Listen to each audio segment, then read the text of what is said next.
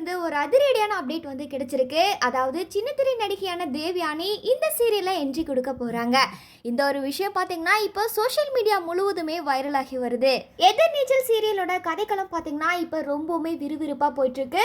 குறிப்பா ஆதி குணசேகரனோட மனைவி ஈஸ்வரி பாத்தீங்கன்னா இப்போ மருத்துவமனையில உயிருக்கு போராடிட்டு இருக்காங்க.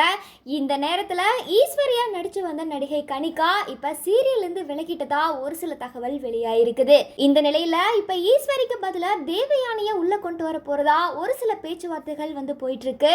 இதுல என்ன ஒரு ஸ்பெஷல்னு பாத்தீங்கன்னா இந்த சீரியலோட டைரக்டர் திருச்செல்வம் சார் தான் ஏற்கனவே கோலங்கள் அப்படின்ற சீரியல்ல தேவயானி வச்சு ஒரு மிகப்பெரிய ஒரு ஹிட் வந்து கொடுத்திருந்தாரு.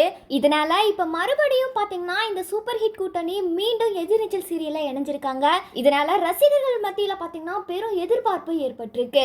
தேவயானி அப்படின்னாலே போதும் பல குடும்ப பெண்களோட மனசை கவர்ந்திருக்காங்க. பல வருடங்களா வெள்ளித்திரையிலும் சின்ன திரையிலும் அவங்களுக்குன்னு ஒரு தனி இடத்தை பிடிச்சிருக்காங்க. அவங்களோட நடிப்பு, டைலாக், முகபாவனை எல்லாமே பாத்தீங்கன்னா ரொம்பவுமே நேச்சுரலா இருக்கும். இவங்களோட நடிப்புக்கு ஒரு ரசிகர்கள் பட்டாளமே இருக்குதுன்னு சொல்லலாம். இதை தொடர்ந்து எதிர்நீச்சல் சீரியல்ல ஈஸ்வரி கேரக்டர்ல இப்போ ஒரு மிகப்பெரிய மாற்றத்தோட மாசா திரும்ப போறாங்க. அந்த இடத்துல தேவயானி என்ட்ரி கொடுத்தா கண்டிப்பா அது ஆதி குணசேகரனுக்கு ஒரு சரியான போட்டியா இருக்கும் அப்படி சொல்லிட்டு எல்லாருமே எதிர்பார்க்கிறாங்க.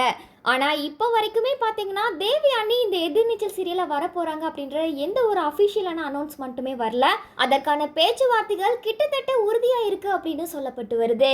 ஒருவேளை தேவயானி மட்டும் இந்த சீரியல்ல என்ட்ரி கொடுத்தாங்கன்னா கண்டிப்பா ஆதி குணசேகரனுக்கு இனி ஆப்பு தான் அப்படின்னு சொல்லிட்டு பல மீம்ஸ்கள் கிரியேட் பண்ணி ரசிகர்கள் என்ஜாய் பண்ணி வராங்க. இதை தொடர்ந்து எதிர்நீச்சல் சீரியல்ல தேவயானியோட என்ட்ரி குறித்து உங்களோட கருத்துக்களை மறக்காம கமெண்ட் செக்ஷன்ல பதிவு பண்ணுங்க.